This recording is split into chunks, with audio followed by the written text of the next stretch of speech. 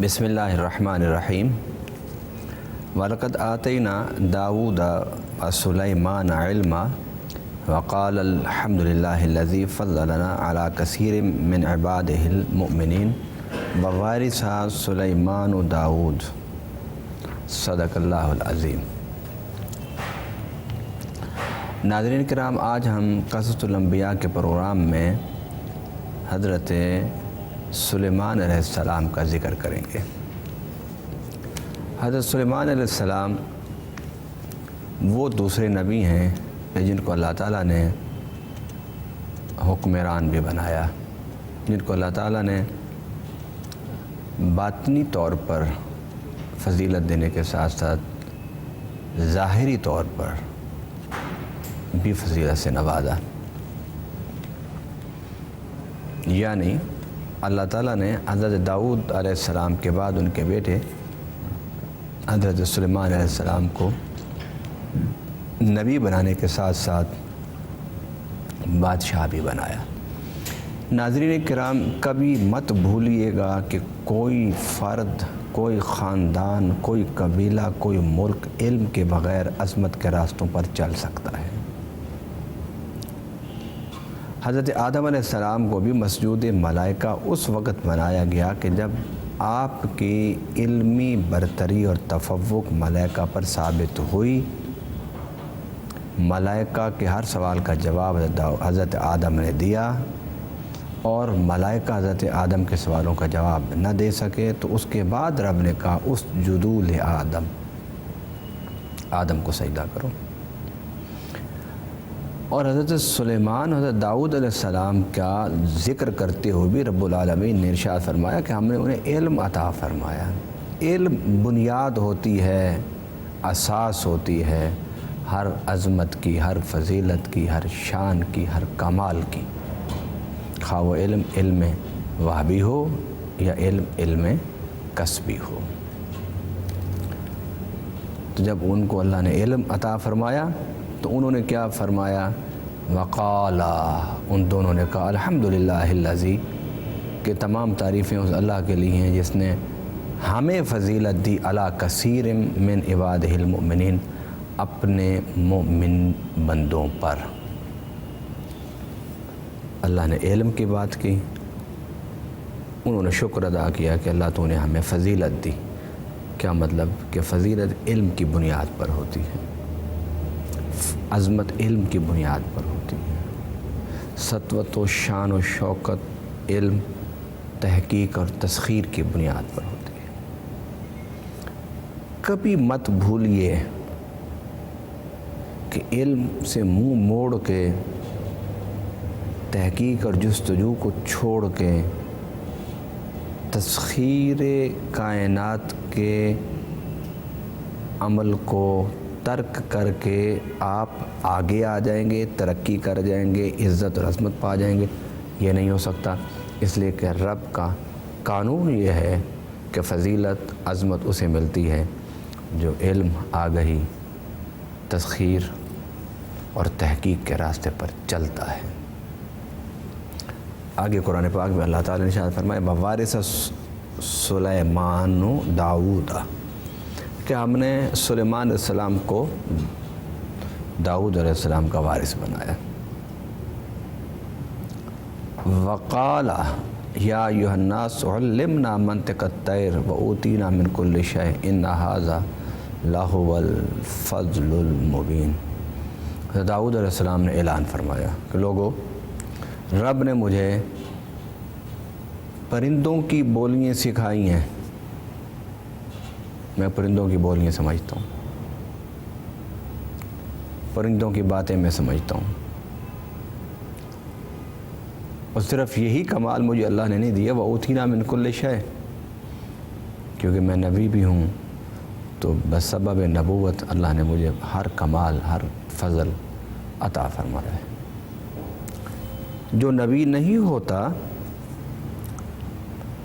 اس میں بھی فضل و کمال ہوتا ہے اگر وہ اسے حاصل کرنا چاہے، مگر جہاں لفظ آ جائے کہ یہ نبی ہیں، یہ رسول ہیں، وہاں سمجھ لو کہ اللہ کے سارے خوبیاں، فضائل، مناقب، کمالات اس کے اندر موجود ہوں گے، کیونکہ نبوت نام ہی فضائل و کمال کے مجموعے کا ہے۔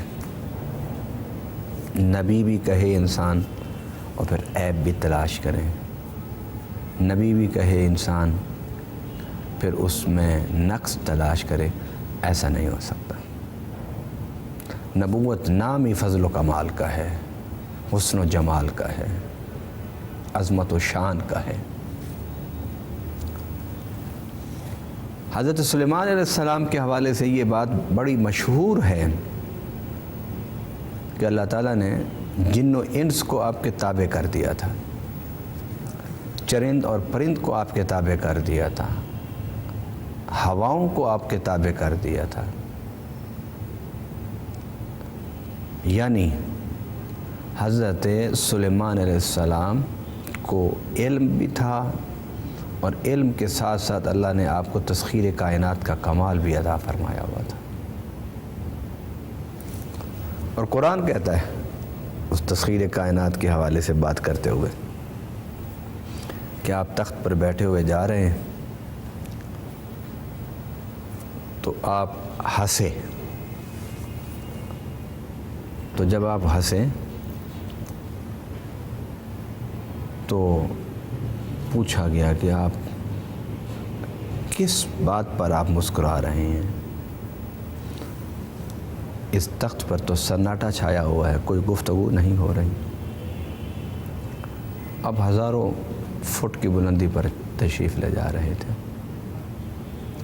تو قرآن کہتے ہیں حتیٰ اذا اتوا علی واد النمل قالت نملۃ یا ایھا النمل ادخلوا مساکنکم لا یحطمنکم سلیمان وجنودہ وہم لا یشعرون، کہ ایک چونٹی بولی اور اس نے دوسرے چونٹیوں سے کہا کہ جلدی کرو، اپنے گھروں میں گھس جاؤ، کہیں ایسا نہ ہو کہ سلیمان کا لشکر اترے اور تم سب اس کے لشکریوں کے پاؤں کے نیچے کچلے جاؤ۔ فتبسم ضاحکا من قولہا، حضرت سلیمان علیہ السلام نے اس پر تبسم فرمایا، اس پر آپ ہنسے، مسکرائے، آپ اس کی بات پر ہنسے۔ یعنی یہ فضل اور یہ کمال بھی اللہ تعالیٰ نے آپ کو عطا فرمایا تھا کہ آپ بلندیوں پر پرواز کرتے ہوئے بھی آپ زمین پر رینگنے والی چونٹیوں کی آواز کو سنا کرتے تھے۔ قرآن نے جو بات کی تھی نا علمنا منطق الطیر، کہ ہمیں پرندوں کی بولیاں سکھائی گئی ہیں کہ میں اس کو سمجھ لیتا ہوں، مگر اگلی آیت میں جو یہ فرمایا کہ ہزاروں فٹ کی بلندی پر آپ تشریف لے جا رہے ہیں تو زمین پر رینگنے والی چونٹیوں کی آوازوں کو آپ سن رہے ہیں، گویا یہ دوسرا کمال ہے آپ کا۔ بولنا اور چیز ہے اور پرندوں کی بولیوں کو سمجھنا یہ اور چیز ہے۔ ہزاروں فٹ کی بلندی پر زمین پر رینگنے والی چونٹیوں کی باتوں کو سننا یہ اور چیز ہے۔ گویا اللہ نے آپ کو ان دو آیات کے مطابق اللہ نے آپ کو تین کمال عطا فرمائے کہ آپ پرندوں کی بولیاں بولتے بھی تھے، سمجھتے بھی تھے، اور بہت دور سے ان کی آواز کو سنتے بھی تھے۔ ناظرین کرام، زمین پر رینگنے والی چونٹی کی آواز تو قریب سے بھی نہیں سنی جا سکتی۔ آج اس سائنسی دور میں بھی کوئی ایسا اعلیٰ ایجاد نہیں ہو سکا اب تک کہ جس کے ذریعے سے زمین پر رینگنے والی چونٹیوں کی آوازوں کو سنا جا سکے۔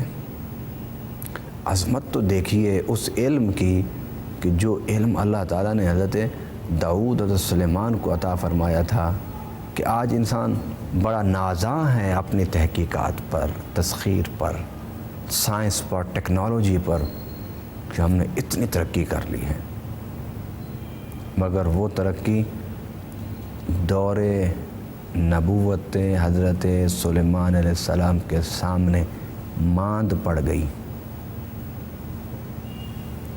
کہ ہزاروں فٹ کی بلندی پر آپ زمین پر ریگنے والی ایک چونٹی کی آواز کو سن رہے ہیں، جس چونٹی کی آواز کو سننے کے لیے آج تک بھی کوئی آلہ ایجاد نہیں ہو سکا، اور آپ اس کو سن بھی رہے ہیں، سمجھ بھی رہے ہیں اور پھر مسکرا بھی رہے ہیں۔ اس کے بعد آپ نے کیا فرمایا؟ فرمایا رب اوزعنی ان اشکر نعمتک التی انعمت علی وعلی والدی، اے میرے رب مجھے توفیق دیتا رہو کہ میں شکر کرتا رہوں، شکر کرتا رہوں، میں شکر کرتا رہوں اور میرے والد شکر کرتے رہیں ان نعمتوں کے حوالے سے جو نعمتیں تو نے مجھ پر میرے باپ پر کی ہیں۔ اس لیے تو داؤد علیہ السلام کے حوالے سے قرآن میں ہے وَقَلِيلٌ مِّنْ عِبَادِيَ الشُّكُورُ اعْمَلُوا آلَ داؤد شکرا، اے آل داؤد شکر کرتے رہو، اس لیے کہ میرے بندوں میں شکر کرنے والے بہت کم ہیں، اور جو شکر کرتا ہے وہ اس احساس کے ساتھ کرتا ہے کہ میرے اوپر اللہ کا فضل ہے۔ گویا شکر جو ہے وہ مقصود بھی ذات نہیں ہے، اس شکر کے پیرائے میں جو عقیدہ واضح ہو رہا ہے وہ بڑا مستحسن ہے، بڑا خوبصورت ہے۔ وہ یہ ہے کہ شکر وہی کرتا ہے جو پہلے مانتا ہے کہ مجھ پر انعامات ہیں، انعامات کرنے والے کو جانتا ہو، انعامات کو جانتا ہو، تبھی تو وہ شکر کرے گا۔ اس لیے اللہ تعالیٰ نے فرمایا کہ لَئِن شَكَرْتُمْ لَأَزِيدَنَّكُمْ، کہ جو میری نعمتوں کو جانے گا، میری ذات کو پہچانے گا کہ میں انعامات کرتا ہوں، میں فضل کرتا ہوں، میں کرم کرتا ہوں، اور پھر وہ شکر سے سر کو جھکا کے رکھے گا، زبان اس کی شکر کرے گا، دل اس کا شکر کرے گا، زبان اس کی شکر کرے گی۔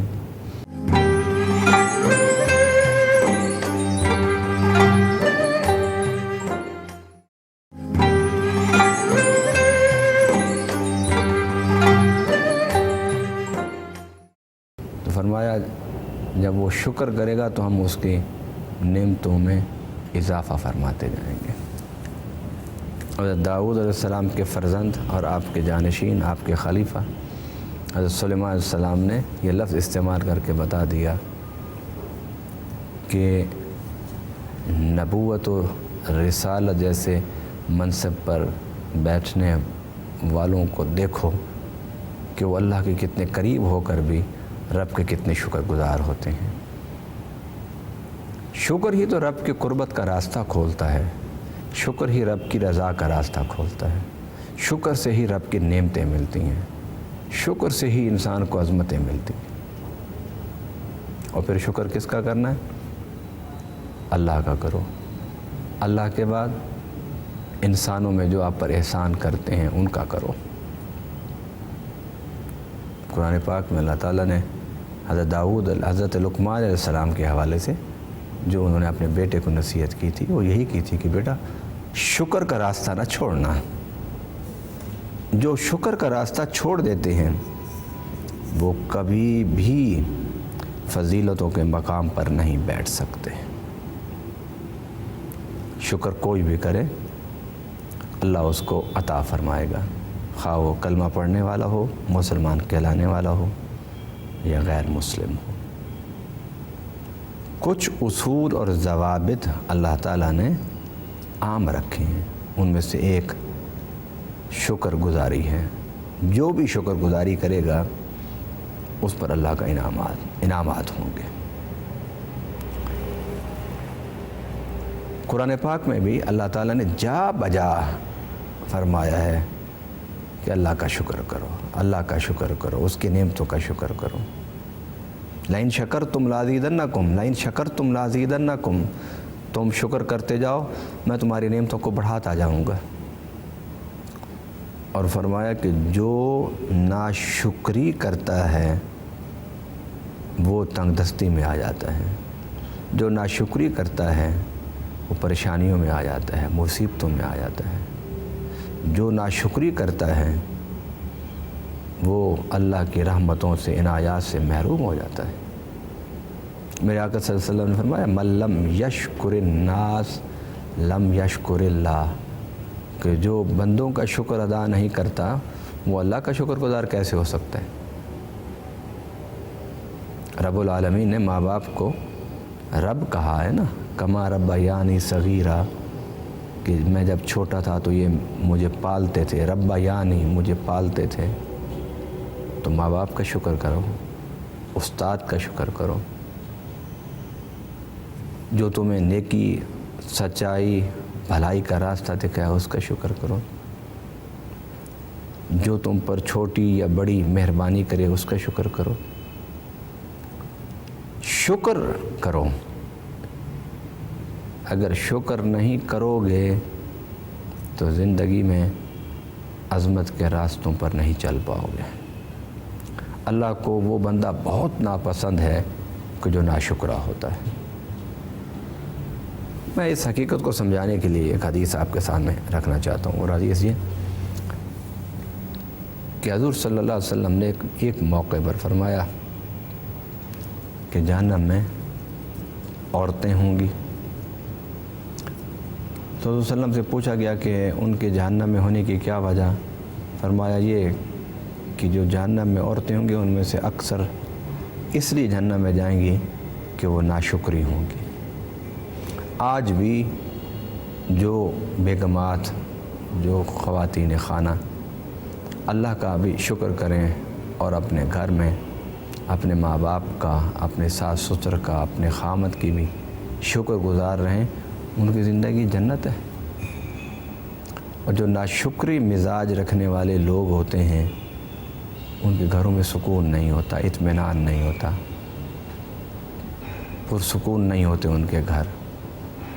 تو گھروں میں اگر سکون پیدا کرنا چاہتے ہو، آپس کے روابط کو بہتر کرنا چاہتے ہو، تو کوئی چھوٹی سی بھی مہربانی کرے تو اس کا ضرور شکریہ ادا کیا کرو۔ حضرت سلیمان علیہ السلام جا رہے تھے، قرآن کہتا ہے اسی آیت سے آگے کہ آپ نے جب اللہ کا شکر کیا کہ اللہ تیرا شکر ہے کہ تو نے مجھے اتنی فضیلت کے مقام پر بٹھایا۔ قرآن کہتا ہے کہ آپ نے دائیں بائیں دیکھا تو وَتَفَقَّدَ الطَّيْرَ فَقَالَ مَا لِيَ لَا أَرَى الْهُدْهُدَ أَمْ كَانَ مِنَ الْغَائِبِينَ۔ فرمایا ہدہد کدھر ہے؟ نظر نہیں آ رہا ہدہد۔ لَأُعَذِّبَنَّهُ عَذَابًا شَدِيدًا أَوْ لَأَذْبَحَنَّهُ أَوْ لَيَأْتِيَنِّي بِسُلْطَانٍ مُبِينٍ۔ فرمایا کہ اگر وہ کوئی مضبوط وجہ نہ بیان کر سکا ہدہد کہ کہاں گیا تھا اور کیوں گیا تھا، تو میں اس کو ذبح کر دوں گا یا اسے سخت سزا دوں گا میں۔ تھوڑی دیر کے بعد جب ہدہد آئے تو پوچھا تم کدھر تھے؟ تو ہدہد نے کہا انی وجدت امرأۃ تملکها وأوتیت من کل شیء ولها عرش عظیم۔ ہدہد نے کہا کہ میں ایک ایسی ملک سے گزرا ہوں کہ جس میں ایک عورت حکمرانی کرتی ہے، بہت بڑی سلطنت ہے، اس کے پاس بہت کچھ ہے، اس کا ایک بہت بڑا تخت ہے جس پر وہ بیٹھتی ہے۔ وجدتها وقومها يسجدون للشمس من دون اللہ وزین لهم الشیطان۔ میں نے دیکھا ہے کہ اس کی قوم سورج کی پرستش کرتی ہے، اپنے بادشاہ ملکہ کو سجدے کرتی ہے۔ یہ ساری حقیقتیں ہدہد نے حضرت سلیمان علیہ السلام کو بتایا۔ تو سلیمان علیہ السلام، قرآن کہتا ہے کہ آپ نے ایک خط لکھا اور خط لکھ کے ہدہد کو دے دیا، اور ہدہد کو دینے کے بعد آپ نے فرمایا کہ یہ اس کے جہاں وہ بیٹھی ہے یہ وہاں پھینک دینا۔ ہدہد نے اسے پھینک دیا۔ تو اس میں آپ نے کیا لکھا تھا؟ آپ نے اس میں لکھا تھا یا ایھا الملأ انی القی الی کتاب کریم انہ من سلیمان وانہ بسم اللہ الرحمن الرحیم اللہ تعالی علی واتونی مسلمین۔ تو سلیمان علیہ السلام نے مشاورت سے خط لکھا، اور اس خط میں آپ نے کیا لکھا کہ یہ خط ہے سلیمان علیہ السلام کی طرف سے، اور بسم اللہ الرحمن الرحیم آپ نے لکھی، اور فرمایا اللہ تعالی علیہ، مجھ پر بلندی نہ چاہو، رعونت نہ کرو، تکبر نہ کرو، واتونی مسلمین، اور گردن جھکا کے میرے پاس آ جاؤ، اطاعت اختیار کرو میری، اس لیے کہ میں صرف حکمران اور بادشاہ ہی نہیں بلکہ اللہ کی طرف سے نبی بھی ہوں اور ہادی بھی ہوں، اور تم سجدے کراتی ہو اپنی رعایا سے اور تمہاری قوم سورج کی پوجا کرتی ہے، میں تمہیں ہدایت اور نیکی اور بھلائی کا راستہ دکھا رہا ہوں۔ جب یہ خط پہنچا تو قرآن کہتا ہے کہ اس نے اپنے لوگوں سے مشورہ کیا۔ حضرت سلیمان علیہ السلام کے خط سے اتنی مرعوب ہوئی کہ اس نے فیصلہ کر لیا کہ میں حضرت سلیمان کی طرف چلتی ہوں۔ قرآن کے مطابق اس نے فیصلہ کیا چلنے کا، تو حضرت سلیمان علیہ السلام نے ایک اجلاس بلا لیا، اور اس اجلاس میں حضرت سلیمان علیہ السلام فرماتے ہیں کہ کوئی ہے تم میں جو اس کے تخت کو لے آئے قبل ان یاتونی مسلمین، اس سے پہلے کہ وہ یہاں پہنچے اطاعت کرتے ہوئے۔ تو قرآن کہتا ہے قال عفریت من الجن، کہ ایک بڑا طاقتور سرکش قسم کا جن کھڑا ہوا، اس نے کہا کہ انا آتیک بہ قبل ان تقوم من مقامک، میں اسے لاتا ہوں اس سے پہلے کہ آپ کی یہ نشست برخاست ہو۔ تو نشست چند گھنٹوں پر مشتمل ہوگی کہ آپ بیٹھے تھے نشست لگا کر اپنی محفل میں، مجلس میں بات ہوئی، تو چند گھنٹوں میں نشست نے برخاست ہونا تھا۔ اس نے کہا جی آپ کی نشست برخاست ہونے سے پہلے میں لے آؤں گا۔ تو حضرت سلیمان علیہ السلام نے خاموشی اختیار کی۔ تو وہ پھر جن بولا، اس نے کہا وَإِنِّي عَلَيْهِ لَقَوِيٌّ امین، میں قوی بھی ہوں اور امین بھی ہوں، کیونکہ اس تخت پر ہیرو جواہر سونے اور چاندی کے بہت ساری چیزیں اس کے ساتھ جڑی ہوئی تھیں۔ تو اس نے سوچا کہ شاید سلیمان علیہ السلام مجھے بھیجنا نہیں چاہتے۔ اس نے کہا کہ میں طاقتور بھی ہوں اور امین بھی ہوں، میں چند گھنٹوں میں لے آتا ہوں، چند گھنٹوں میں لے آتا ہوں۔ سوچئے 3 ماہ کا سفر جانے کا اور 3 ماہ آنے کا سفر ہے، پر اتنا بھاری بھرکم تخت اٹھا کے لانا، وہ کہہ رہے چند گھنٹوں میں لے آتا ہوں۔ سبحان اللہ۔ حضرت سلیمان علیہ السلام کے دربار میں بیٹھنے والا ایک جن اتنی طاقت رکھتا ہے کہ 6 ماہ کے سفر کو چند گھنٹوں میں نہ صرف طے کرے گا بلکہ ایک بھاری بھرکم تخت بھی اٹھا کر لائے گا۔ قرآن پاک میں حضرت سلیمان علیہ السلام جب خاموش رہے، جن کی بات مکمل ہو گئی، آپ نے اسے اجازت نہ دی، تو پھر ایک شخص کھڑا ہوا انسانوں میں، قال الذی عندہ علم من الکتاب، ایک کتاب کا علم رکھنے والا شخص کھڑا ہوا، انا آتیک بہ قبل ان یرتد الیک طرفک، میں لے آتا ہوں تخت کو۔ فرمایا کتنے دیر میں؟ اس نے کہا کہ آپ آنکھ بند کر کے کھولیے، اس سے پہلے لے آتا ہوں، آنکھ جھپکنے سے پہلے، آنکھ جھپکنے سے پہلے لے آتا ہوں۔ اتنی دور سے اور اتنے تالوں میں بند میں اسے لے آتا ہوں۔ تو قرآن پاک میں اللہ تعالیٰ نے ارشاد فرمایا کہ حضرت سلیمان علیہ السلام نے اس کو اجازت دے دی، اور صرف اس نے کہا نہیں بلکہ قرآن کے مطابق اس نے ایسے کر کے بھی دکھا دیا۔ فلما رآہ مستقرا عنده قال هذا من فضل ربی،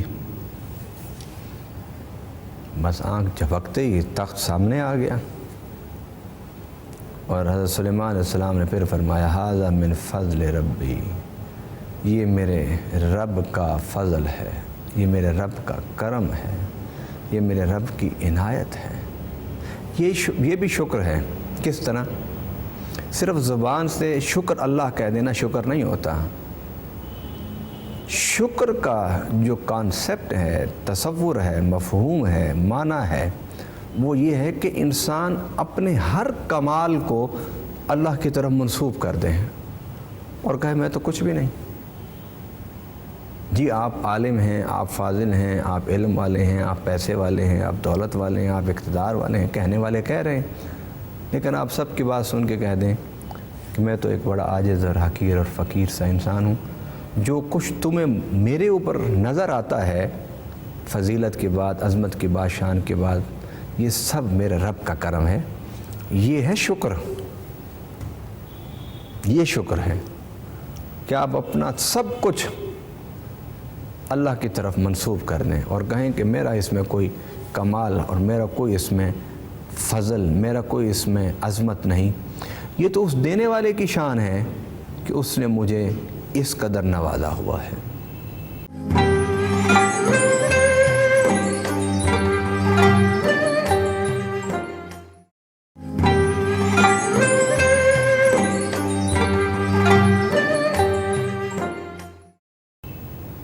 یعنی آپ لفظ سے کہیں اللہ کا شکر ہے، لیکن آپ کا چال ڈھال، بول چال، اٹھنا بیٹھنا اس میں تکبر ہو تو لفظ سے شکر کافی نہیں ہوگا. لفظ سے شکر کافی نہیں ہے. شکر دل کی ان کیفیتوں کو کہتے ہیں کہ جس کو لوگ آپ کے عمل سے دیکھیں. اگر رب نے آپ کو کمال اور عزت و شرف دیا ہے تو آپ کی زبان سے محسوس کریں، کہ آپ کے لہجے سے محسوس کریں، آپ کے چلنے سے محسوس کریں، آپ کے بیٹھنے سے محسوس کریں، آپ کے اٹھنے سے محسوس کریں. اس لیے تو صحابہ کرام رضوان اللہ تعالیٰ علیہم اجمعین فرماتے ہیں حضور صلی اللہ علیہ وسلم جب بھی چلا کرتے تھے تو آپ کا سر آگے کی طرف جھکا ہوتا تھا. کبھی بھی آپ سر کو اٹھا کر سینے کو تان کر نہیں چلا کرتے تھے. یہ ہے شکر. انداز آپ کے متکبرانہ ہوں اور زبان سے طرف آپ شکر کرتے رہیں تو یہ شکر اللہ کو قبول نہیں ہے. یہ صرف لفاظی ہے. لفاظی سے کچھ نہیں ہوتا، نیتوں سے ہوتا ہے، ارادوں سے ہوتا ہے، انداز سے ہوتا ہے، اسلوب سے ہوتا ہے، اسلوب تکلم سے، اسلوب معیشت سے، معاشرت سے. کہ آپ کو دیکھ کے دیکھنے والے کہیں کہ دیکھو یہ بندہ کتنا بڑا ہے لیکن عاجزی کتنی ہے اس کے اندر. اور اس کا نتیجہ بھی یہی ہے کہ جو اللہ تعالیٰ نے فرمایا ہے، میرے آقا صلی اللہ علیہ وسلم نے بھی جہاں فرمایا من تواضع للہ رفعہ اللہ، کہ جو اللہ کے لیے جھک گیا وہ اور زیادہ سر بلند ہو گیا. تو آپ نے فرمایا ھذا من فضل ربی لیبلونی ااشکر ام اکفر. میں اللہ کا شکر کرتا ہوں یا ناشکری، یہ بھی میرے اوپر ایک آزمائش ہے. یہ اللہ مجھے آزماتا ہے، مجھے انعام کر کے، مجھ کو عزتیں دے کے، مجھے عظمتیں دے کے رب آزما رہا ہے. میں دیکھوں تو صحیح کہ میرا بندہ شکر کرتے ہوئے عاجزی کرتا ہے یا تکبر کا راستہ اختیار کرتا ہے. لیبلونی ااشکر ام اکفر.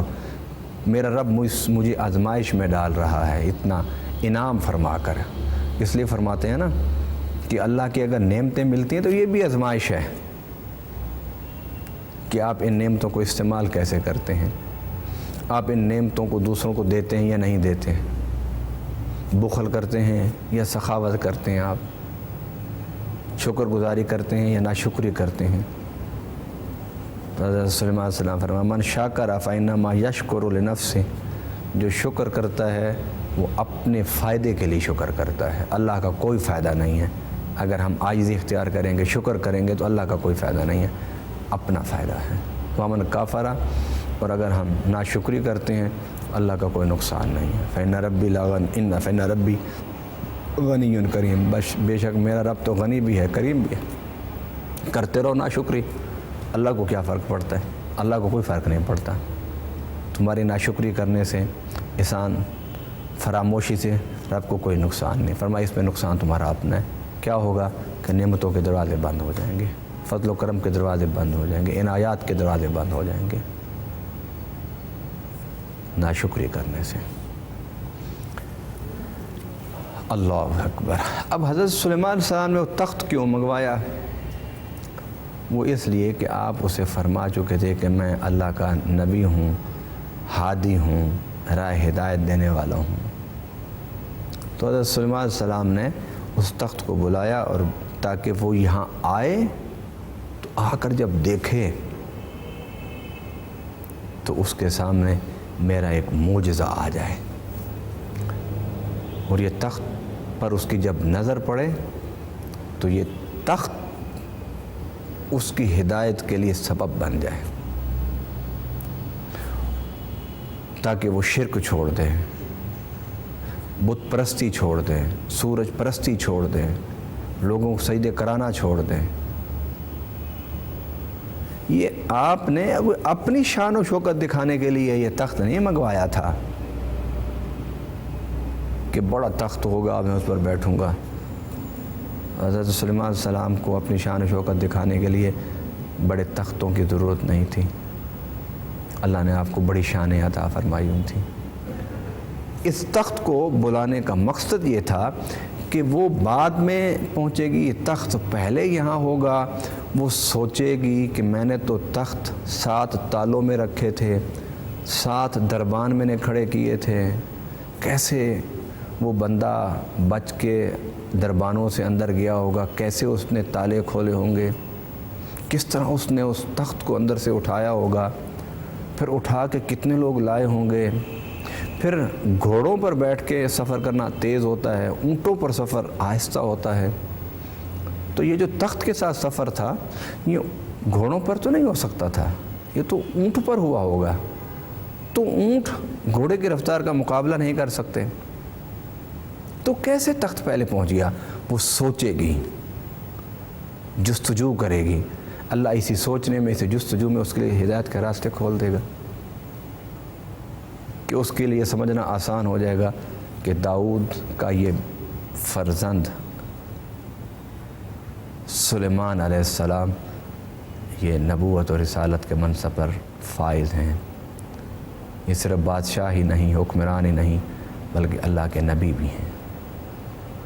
اور آپ نے یہی فرمایا تھا آپ نے کہ تم فرما بردار ہو کے، مسلمان ہو کے میرے پاس آ جا، اور ایسے ہی ہوا کہ جب اس نے آ کے اپنے تخت کو دیکھا تو اس کی سمجھ میں کچھ نہیں آ رہا تھا، اور وہ جانتی تھی کہ یہ جو کچھ ہوا ہے یہ بشری طاقت سے ممکن ہی نہیں ہے، انسانی طاقت سے ممکن نہیں ہے۔ تو قرآن پاک میں اللہ تعالیٰ نے ارشاد فرمایا اس کے حوالے سے، اس نے کہا قالت رب انی ظلمت نفسی، اے میرے رب میں اپنے جان پر ظلم کرتی رہی، شرک کرتی رہی، شرک کراتی رہی۔ ناظرین کرام، شرک جو ہے وہ انسانی عظمتوں کو چاٹنے والا دیمک ہے، جو انسان کی عظمتوں کو چاٹ جاتا ہے، انسان کی رفتوں کو چاٹ جاتا ہے، جو انسان کے مقام بلند کو مٹا دیتا ہے، شرک۔ اور قرآن نے بھی، اللہ تعالیٰ نے قرآن پاک میں سورۃ الانبیاء میں بھی ارشاد فرمایا کہ جو شخص شرک کا راستہ اختیار کرتا ہے وہ ایسے ہی ہے کہ جو اپنے آپ کو عظمتوں کے آسمان سے زمین کی پستیوں کی طرف دھکیل دیتا ہے۔ اس لیے قرآن پاک میں اللہ تعالیٰ نے فرمایا ان الشرک لظلم عظیم، کہ شرک سب سے بڑا ظلم ہے، کہ تم اللہ کی جگہ پر دوسرے کو لا کے بٹھا دو، بت تراشو، اس کو خدا بنا لو، درختوں کو خدا بنا لو، پہاڑوں کو خدا بنا لو، سورج کو، چاند کو، ستاروں کو خدا کی جگہ پر کھڑا کر دو۔ یہی شرک ہے نا۔ شرک کیا ہوتا ہے؟ شرک یہی ہے کہ وضع شیء، چیز کو رکھنا اس جگہ پر جو اس کا محل اور مقام نہ ہو۔ تو اس نے کہا رب انی ظلمت نفسی، اے اللہ میں اپنی جان پر ظلم کرتی رہی اور میں شرک کرتی رہی۔ وہ سلطنت اور بادشاہت میں وہ ظالم نہیں تھی، امور سلطنت میں وہ ظالم نہیں تھی، رعایا کے ساتھ ظلم نہیں کرتی تھی وہ. لیکن اس نے کہا کہ میں ظلم کرتی رہی، اپنے اوپر، اپنی جان پر، اپنی ذات پر، اپنی شخصیت پر میں ظلم کرتی رہی. اور وہ کیا ظلم؟ کہ میں سجدے کراتی تھی اور سورج کی پرستش پر انہیں روکتی نہیں تھی میں. اور آج میرے سامنے حقیقت حال آشکارا ہو گئی، آج میرے سامنے حقیقت حال واضح ہو گئی اور میں سمجھ گئی. اور سلیمان علیہ السلام نے مجھے سمجھا دیا کہ توحید ہی سیدھا راستہ ہے، حق کا راستہ ہے، سچا راستہ ہے. ناظرین کرام، توحید نبوت و رسالت کی کوکھ سے جنم لیتی ہے. توحید نبوت و رسالت کا پہلا سبق ہے، پہلا درس ہے. اور یہی حضور صلی اللہ علیہ وسلم نے جبل ابو قبیس پر کھڑے ہو کے جب پہلی دفعہ خطاب فرمایا تھا تو اس میں آپ نے یہی ارشاد فرمایا تھا، یا ایھا الناس قولوا لا الہ الا اللہ تفلحوا. لوگو اللہ کی توحید کی طرف آ جاؤ، کامیاب ہو جاؤ گے، اور رب کی توحید کی طرف نہ آئے تو ناکام ہو گے، پست ہو جاؤ گے، کمزور ہو جاؤ گے. تو اس نے کہا کہ میں نے سلیمان علیہ السلام سے ملاقات کی، دیکھا، ملاقات کی، سمجھا، ان کے پیغام نبوت کو میں نے پرکھا تو مجھے احساس ہوا کہ میں نے اپنے اوپر ظلم کیا اب تک. وَأَسْلَمْتُ، میں اسلام لاتی ہوں، مَا سلیمان، سلیمان کے ساتھ، للہ رب العالمین، میں سلیمان کے ہاتھ پر، سلیمان کے ساتھ، سلیمان کی معیت میں، سلیمان کی صحبت میں، سلیمان کی قربت میں بیٹھ کر میں اسلام لاتی ہوں، سر جھکاتی ہوں اللہ کے لیے جو رب العالمین ہیں. میں سورج، چاند، ستاروں کی پرستش سے توبہ کرتی ہوں، ان کو چھوڑتی ہوں.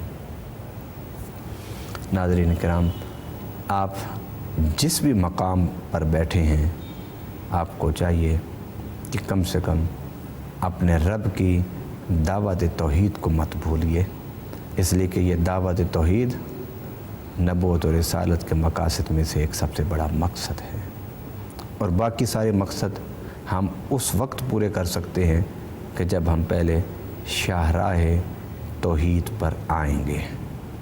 جب دستور توحید پر ہم چڑھیں گے تو پھر ہم سوچیں گے کہ ہم نے اپنی زندگی کو اللہ اور اس کے رسول صلی اللہ علیہ وسلم کے احکامات کے مطابق کیسے گزارنی ہے، کیسے ڈھالنی ہے. توحید کے راستہ اختیار کرنے سے پہلے یہ چیزیں نہیں سوچی جا سکتی.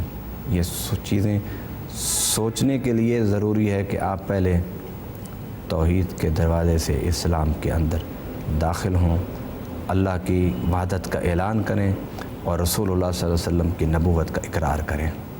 اس کے بعد پھر آپ اپنے انفرادی اور اجتماعی سارے معاملات کو اللہ اور اس کے رسول صلی اللہ علیہ وسلم کی اطاعت و اتباع میں لانے کی کوشش کریں. یہ نچوڑ ہے، یہ خلاصہ ہے دین کا، وہ دین کہ جو حضرت آدم سے شروع ہوا اور میرے آقا صلی اللہ علیہ وسلم پر مکمل ہو گیا. اللہ تعالی ہمیں انبیاء کرام کی واقعات سے، ان کے قصوں سے، ان کی حکایات سے اللہ تعالی ہمیں عبرت حاصل کرنے کی توفیق عطا فرمائے، نصیحتیں حاصل کرنے کی توفیق عطا فرمائے اور روشنی لے کر دوسروں میں بانٹنے کی توفیق عطا فرمائے. وما علینا الا البلاغ المبین.